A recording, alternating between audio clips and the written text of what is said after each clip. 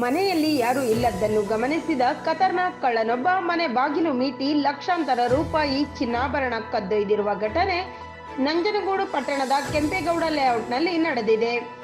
ನಂಜನಗೂಡಿನ ಹೆಸರಾಂತ ಸುರುಚಿ ಉಪ್ಪಿನಕಾಯಿ ಮಾಲೀಕ ವಿಶ್ವಚೇತನ್ ಎಂಬುವವರ ಮನೆಯಲ್ಲಿ ಕಳ್ಳತನ ನಡೆದಿದೆ. ಪಟ್ಟಣದ ಕೆಂಪೇಗೌಡ ಬಡಾವಣೆಯ 3ನೇ ಕ್ರಾಸ್ನಲ್ಲಿ ಬಾಡಿಗೆಗೆ ಮನೆ ಪಡೆದಿದ್ದ ವಿಶ್ವಚೇತನ್ ಹಾಗೂ ಕುಟುಂಬದವರು ವಾರಾಂತ್ಯ ಮಕ್ಕಳಿಗೆ ಶಾಲಾ ರಜೆ ಇದ್ದ ಕಾರಣ ಮನೆಗೆ ಬೀಗ ಹಾಕಿ ತಮ್ಮ ಫ್ಯಾಕ್ಟರಿ ಮನೆಗೆ ಹೋಗಿದ್ದರು ಎನ್ನಲಾಗಿದೆ.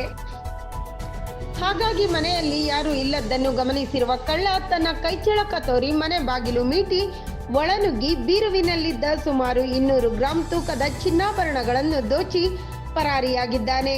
ವಿಷಯ ತಿಳಿದು ನಂಜನಗೂಡು ಪೊಲೀಸ್ ಠಾಣೆಯ ಪಿಎಸ್ಐ ಬಸವರಾಜು, ಶಿವಣ್ಣ ಸೇರಿದಂತೆ ಸಿಬ್ಬಂದಿಗಳು ಶ್ವಾನದಳ ಹಾಗೂ ಬೆರಳಚ್ಚು ತಜ್ಞರೊಂದಿಗೆ ಭೇಟಿ ನೀಡಿ ಪರಿಶೀಲನೆ ನಡೆಸಿ ಪ್ರಕರಣ ದಾಖಲಿಸಿಕೊಂಡು ತನಿಖೆ ಕೈಗೊಂಡಿದ್ದಾರೆ.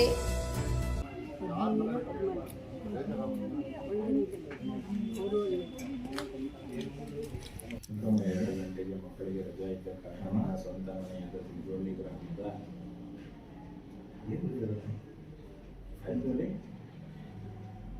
ಗ್ರಾಮದ ಸ್ವಂತ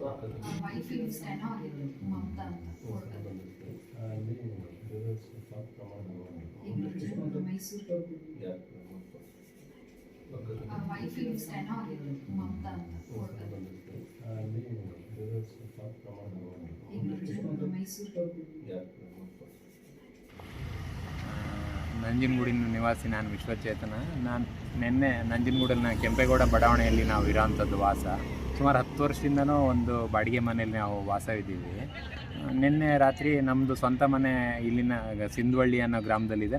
ನಾವು ನಮ್ಮ ಮನೆಯವ್ರ ಮಕ್ಕಳಿಗೆ ರಜೆ ಇದ್ದ ಕಾರಣ ಮಧ್ಯಾಹ್ನ ಶಾಲೆ ಮುಗಿಸ್ಕೊಂಡು ನಾವು ಸಿಂಧವಳ್ಳಿ ಗ್ರಾಮಕ್ಕೆ ಅಂತ ಹೋದವರು ಅಲ್ಲೇ ಸ್ವಂತ ಮನೆಯಲ್ಲಿದ್ದು ನಾವು ಬೆಳಗ್ಗೆ ವಾಪಸ್ ಆ ಕಡೆಯಿಂದ ಇವತ್ತು 11 ಗಂಟೆಗೆ ವಾಪಸ್ ಬಂದು ನೋಡಿದಾಗ ಮನೆ ಬಾಗಿಲು ಹಾಕ್ಬಿಟ್ಟು ಹೋಗಿದ್ದೋ ನಾವು.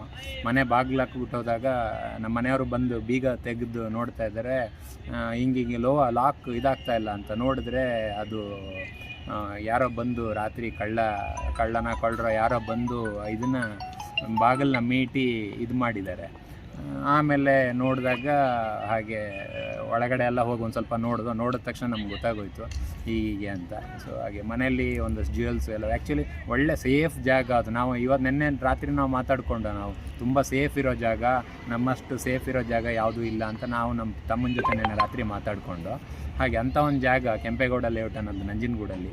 ಸೊ ನನಗೂ ಆಶ್ಚರ್ಯ ಆಯಿತು, ಈ ಥರ ಬಂದು ಒಂದು ಧೈರ್ಯವಾಗಿ ಬಂದು ಅಂಥ ಒಂದು ಒಳ್ಳೆಯ ಜಾಗದಲ್ಲಿ ಮನೆ ಬೀಗ ಮೀಟಿ ಇವತ್ತು ಇದು ಮಾಡಿದ್ದಾರೆ ಅಂತಂದರೆ ಎಂಥವ್ರಿಗೂ ಗಾಬರಿ ಬರುತ್ತೆ.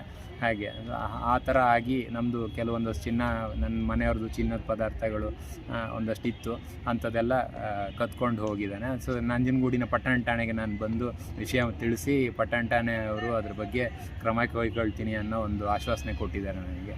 ಸೊ ಒಂದು ಆಶ್ವಾಸನೆ ಮೇಲೆ ನಾನು ಮುಂದಕ್ಕೆ ನನ್ನ ಪದಾರ್ಥಗಳು ಸಿಗುತ್ತೆ ಅಂತ ಭಾವಿಸ್ಕೊಂಡಿದ್ದೀನಿ. ಅಂದಾಜು ಒಂದು 200, 217, 220, 217 ಗ್ರಾಮ್ ಏನೋವರೆಗೆ ಚಿನ್ನಾಭರಣಗಳು ಹೋಗಿದೆ. ಕ್ಯಾಶ್ ಏನಿಲ್ಲ ಅಂತ, ಕ್ಯಾಶ್ ಏನಿಲ್ಲ. Okay sir, thank you sir, thank you.